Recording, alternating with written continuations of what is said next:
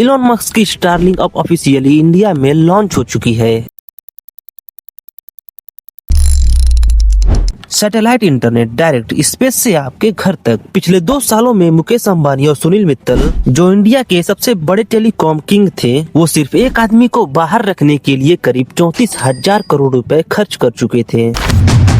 लेकिन 8 दिसंबर 2025 को दोनों ने वो किया जो इंडिया के बिजनेस इतिहास में शायद पहली बार हुआ।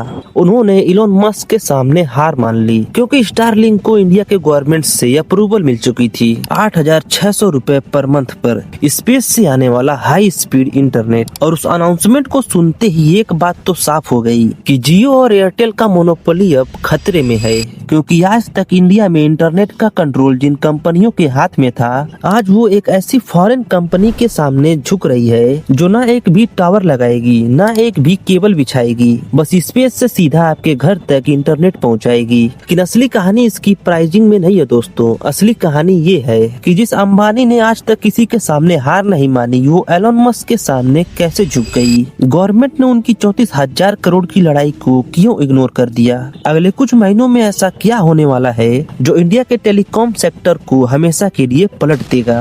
क्योंकि दोस्तों ये सिर्फ इंटरनेट की लड़ाई नहीं है, ये $43 बिलियन कंपनी की जंग है और एक ऐसी टेक्नोलॉजी की कहानी जो गवर्नमेंट, आर्मी और आम आदमी सबके लिए या तो गेम चेंजर बनेगी या फिर डिजास्टर। तो चलिए शुरू करते हैं।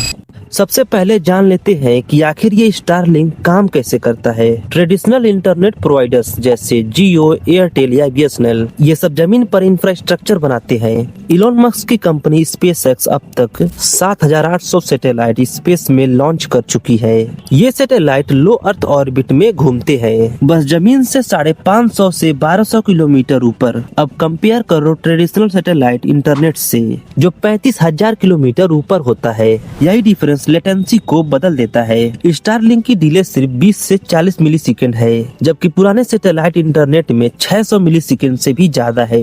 रियल एग्जांपल में समझो, केनिया, मलेशिया, यूरोप में हाई स्पीड इंटरनेट का क्लेम किया है। स्टारलिंक इंडिया के लिए एक गेम चेंजर है। लेकिन दोस्तों इसकी प्राइसिंग शॉक क्यों मिसलीडिंग है। 8,600 रुपए पर मंथ सुनकर लोग शॉक हो जाते हैं, क्योंकि जियो फाइबर तो 999 में है, लेकिन स्टारलिंक का टारगेट कॉमन यूजर्स नहीं है। उनके टारगेट यूजर्स अमीर लोग, remote hotels, oil ring, ships, mining sites, ये सब हैं। ग्लोबल कंपैरिजन देखो तो यूएसए $120 पर मंथ, लगभग 10,000 रुपए। हार्डवेयर $499 लगभग 42,000 रुपए। इंडिया में प्राइसिंग एक्चुअली चीपर है।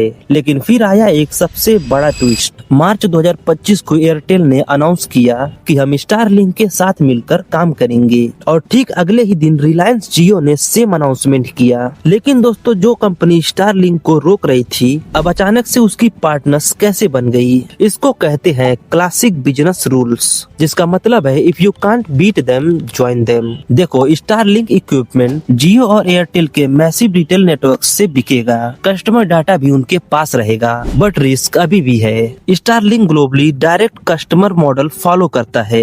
नो गारंटी की फ्यूचर में सोलो ऑपरेट ना करे। लेकिन यहाँ एक ट्विस्ट है, एलोन मस्क अपना कंट्रोल छोड़ता नहीं। लेकिन सबसे बड़ा सवाल है कि आखिर स्टारलिंक के इंडिया आने से इम्पैक्ट क्या होगा।